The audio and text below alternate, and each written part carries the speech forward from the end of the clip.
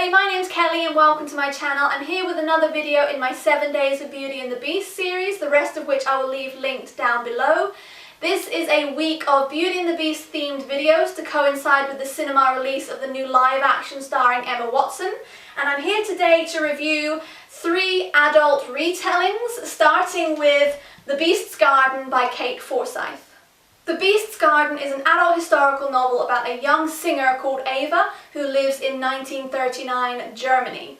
Now, Ava does all the things she's not supposed to do according to the Nazi regime, including listening to jazz music and remaining best friends with a Jewish boy called Rupert and his family.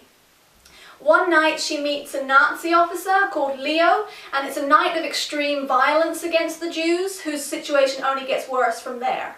Ava loathes the Nazi regime and puts herself in increasing danger to oppose it, even as she develops feelings for and eventually marries Leo, partly to save her father's life.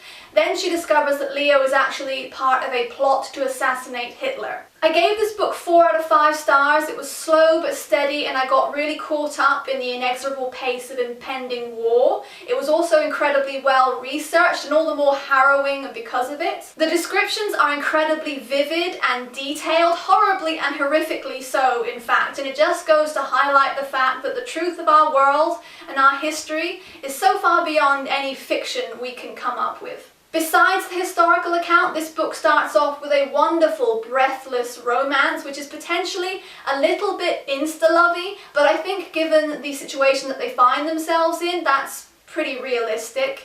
Leo is presented as a very honourable, dutiful man who, because of the position of his family, finds himself quite high up in the Nazi party and increasingly reluctant to be there. I've said it about a few books recently, but I do wish that the romantic overtones at the beginning of this book had continued through more strongly to the end, while at the same time thinking it's quite appropriate that it didn't, that it was overshadowed by war, as was the depiction of music in this book, because at the beginning the depiction of music is very strong, but that too slowly succumbs to the horror of their circumstances. The ending of this was action-packed and realistic. I gave it 4 out of 5 stars. It was a bit expensive to get hold of because I think it's only available in Australia. Kate Forsyth is an Australian author, but all the books that I mentioned will be linked down below, and I do recommend that you check out this one. This next book you're more likely to have seen around BookTube. This is Uprooted by Naomi Novik, which was in my top books of 2015. It is the story of a girl called Agnieszka who has grown up in the shadow of an enchanted forest in a village where everyone believes, as does she, that her beautiful and kind best friend Cassia is destined to be the next girl taken by the dragon. The dragon is in fact a wizard who works in a neighbouring castle to hold back the increasing dark magic of the forest. Every 10 years he takes a village girl, and that village girl returns unharmed but forever changed. And so no one ever wants to go with him, and certainly no one ever expected that the girl to go with him next would be Agnieszka, but it is. This was another 4 out of 5 stars for me on Goodreads, but in fact it's more like a 4.5 stars because I loved it so much. It's fairly slow moving, again, with a definitely slow burn romance, which isn't strictly necessary to the plot, but I felt added far more to it than it detracted, although I have heard some people complain that it felt a bit forced and contrived. I loved the characters in this. The world building was just enough, and I really admire that because a standalone romance is a rare and wonderful thing when it's done right.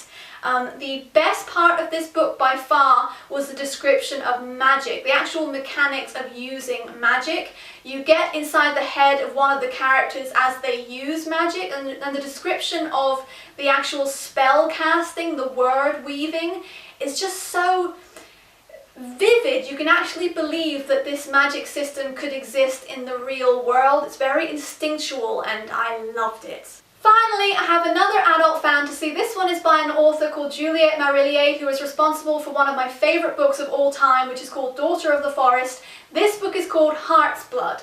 It's the story of a girl called Caitlin who has run away from an abusive home to a place called Whistling Tor. There she finds a haunted wood on a hill, a crumbling fortress, and a crippled chieftain called Anluan. And Luan, his family and his people have been under a curse for almost 100 years, and then Caitlin is hired to help bring order to his chaotic library in the hope that somewhere in there is the answer to breaking this curse. In the midst of all her work, of course, Caitlin begins to uncover the secrets of An Luan and of Whistling Tor and grow closer to all the inhabitants, including An Luan. This book was another 4 out of 5 stars for me, and of the Beauty and the Beast retellings I've told you about in this video, this is the one with the truest depiction of the Beast. An Luan has a terrible temper, and he does actually have a beastly appearance. He has a physical deformity, which is explored to the extent that the reader actually has to consider the repercussions of that deformity in ways that we've not really encountered before in Beauty and the Beast retellings. Similarly, Caitlin is a fairy tale inspired heroine actually feeling the effects of trauma and abuse, and she goes through a lot of growth in this book, which I really enjoyed watching. The romance is once again slow moving and all the more poignant because there is that physical beauty versus beast aspect to it, and An Luan is clearly so repulsed and anguished by his appearance that you can't help but feel for him even in the midst of all his tempers.